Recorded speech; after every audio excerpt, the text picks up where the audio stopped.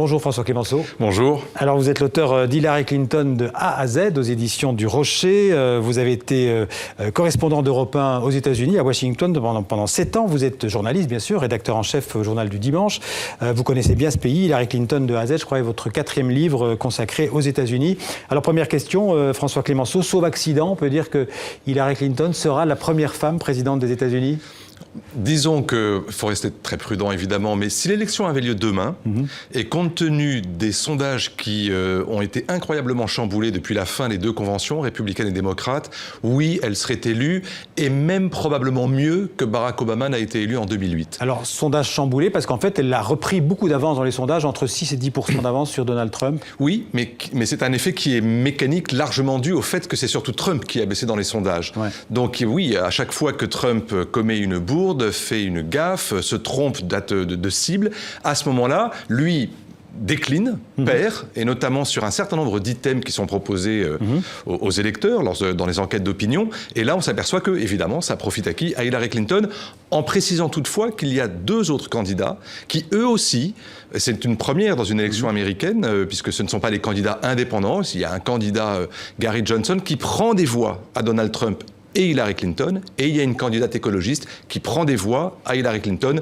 du fait précisément des électeurs de Bernie Sanders qui... Alors on va en parler des électeurs de Bernie Sanders. Comment vous interprétez les regrets dont a fait preuve aujourd'hui Donald Trump ? Il dit « je regrette certaines paroles, certaines qui auraient pu blesser des gens ». Les Américains diraient « too little, too late », c'est-à-dire que venant aujourd'hui pratiquement à 80 jours du scrutin, c'est un peu tard, mais en même temps c'est une possibilité pour lui effectivement de redonner un nouveau souffle à sa campagne. Il a entièrement remanier son état-major.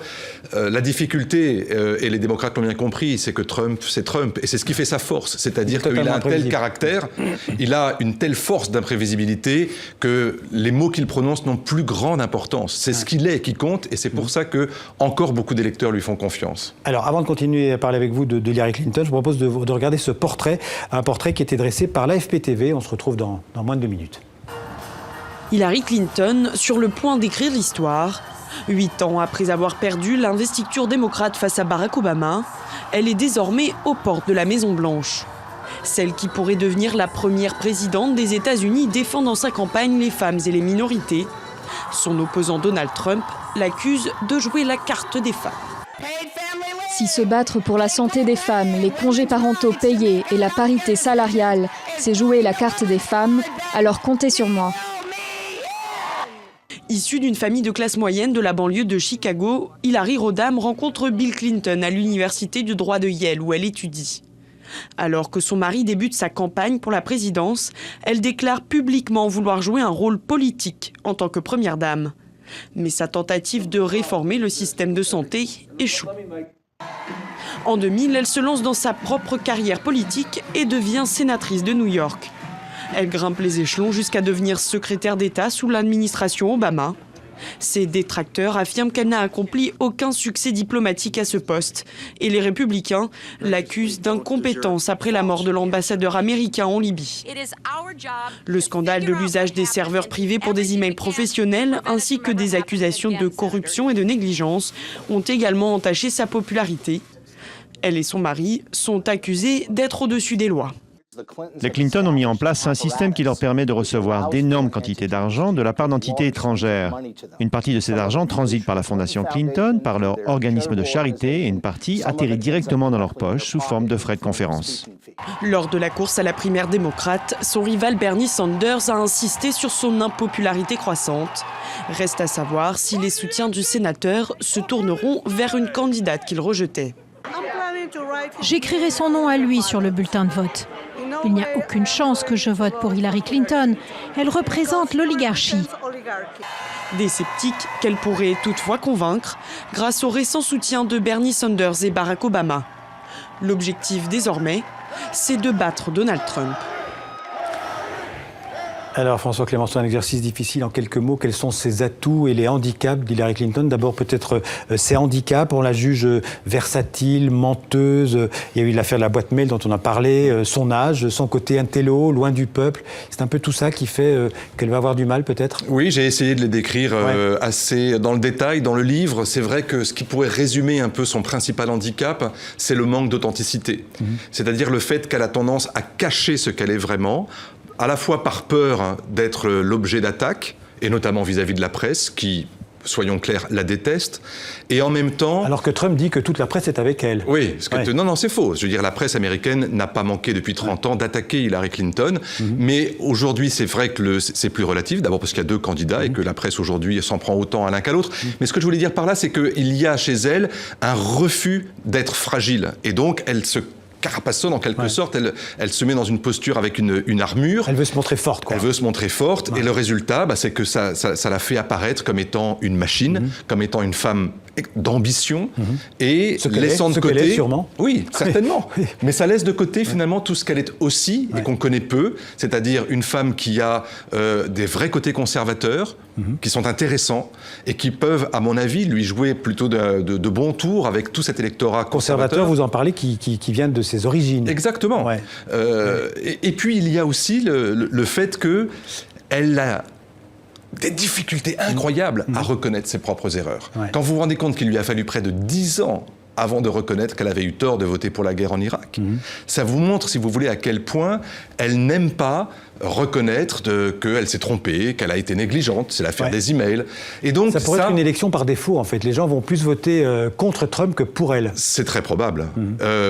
Et en même temps, qui pourrait reprocher aux Américains, finalement, avec deux personnalités qui sont aussi polarisantes, de se résoudre à un choix par défaut? Et ça pose la question de la participation à cette élection. Parce que si la participation est très faible, Donald Trump retrouve une partie de ses chances. Si la participation, au contraire, est extrêmement forte et qui joue sur le tout sauf Trump, à ce moment-là, Hillary Clinton pourrait l'emporter. Alors, et ça fait peut-être partie de ses atouts, c'est qu'il faut qu'elle réussisse à mobiliser les minorités qui sont plutôt derrière elle. Alors, les minorités, ça pose vraiment pas de difficulté majeure. C'est vrai que tout ce qu'on a appelé la coalition Obama, les femmes, les jeunes, les noirs, les latinos, sont derrière elle à plus de 70, 80, 95% même pour les noirs.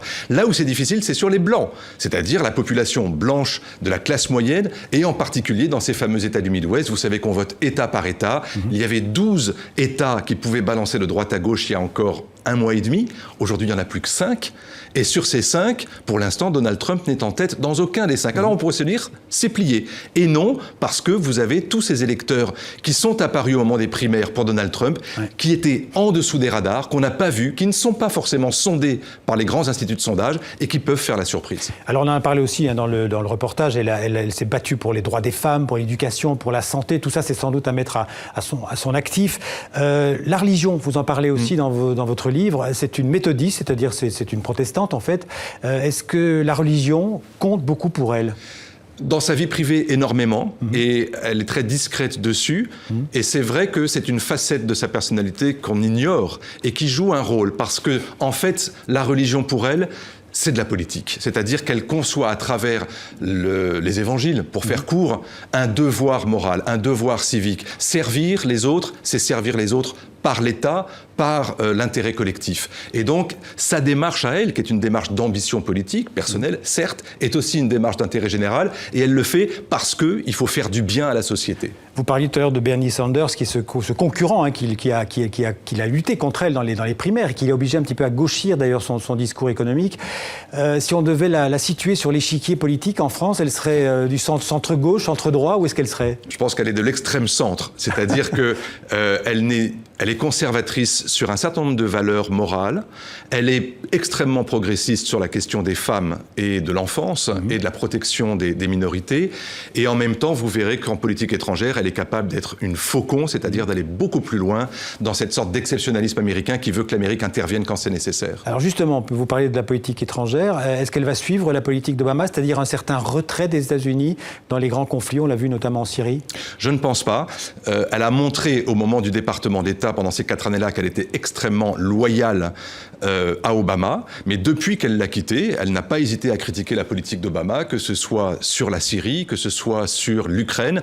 Indiscutablement, elle essaiera de se rapprocher davantage des Européens, de jouer davantage la politique des alliés pour pouvoir, le cas échéant, intervenir militairement là où c'est nécessaire, et pourquoi pas d'ailleurs en Syrie. Alors, d'un point de vue économique, je parlais de Bernie Sanders, le fait qu'elle avait dû un peu gauchir son programme. Alors, c'est quand même une libérale. C'est pas les pas socialistes, ou en tout cas pas proche de la social-démocratie comme en Europe. Non, c'est une vraie démocrate des années 90, c'est-à-dire qui sait parfaitement concilier l'économie de marché, les valeurs libérales, mais en même temps, en ne tombant pas dans les pièges de ce qu'a entraîné la mondialisation, notamment, vous l'avez vu, la crise des subprimes. C'est pour ça que par rapport à Wall Street, c'est vrai qu'elle a des relations avec Wall Street. N'oubliez pas une sénatrice de l'État de New York, mais en même temps, elle a bien compris le mal qu'avait fait Wall Street à l'Amérique moyenne. Et de ce point de vue-là, oui, elle essaye aujourd'hui de moraliser davantage l'économie américaine. C'est peut-être d'ailleurs un de ses handicaps, parce qu'elle est perçue comme une amie de Wall Street. Hein. Vous le dites d'ailleurs, que la finance n'est pas son ennemi. Non, parce que la finance contrairement au président français. Les grandes entreprises, les grandes sociétés américaines, notamment celles de la nouvelle économie, sont largement derrière elles en termes de financement.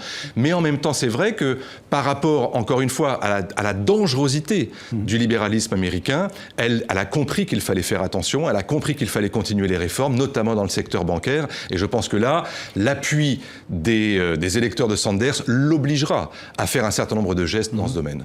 Au final, on peut dire que François Clemenceau, qu'Hillary Clinton, elle a la carrure pour devenir présidente des États-Unis. C'est ce qui la sauve. C'est-à-dire que quand vous posez la question aux électeurs américains, qui est aujourd'hui le ou la plus capable d'assumer ce rôle de président des États-Unis, c'est Hillary Clinton qui vient avec 30 points d'avance sur Donald Trump.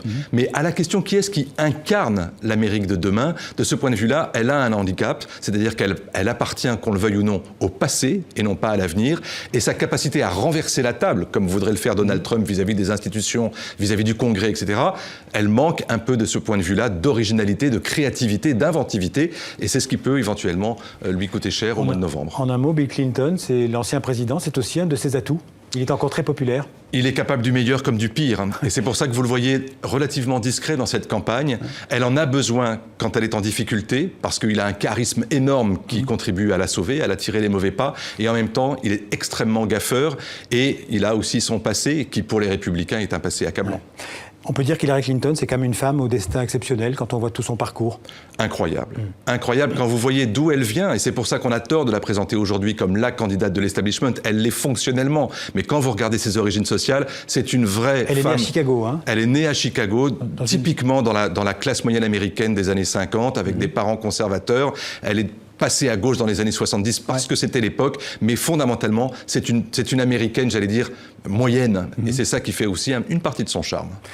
Alors voilà, je renvoie à ce livre pour mieux connaître en 100 mots-clés, puisque ce livre est une sorte de dictionnaire sur Hillary Clinton de A à Z, traverse toute sa vie et aussi le futur. Je rappelle donc le titre de ce livre, facile à retenir, Hillary Clinton de A à Z aux éditions du Rocher. Merci beaucoup François Clemenceau. C'est moi qui vous remercie.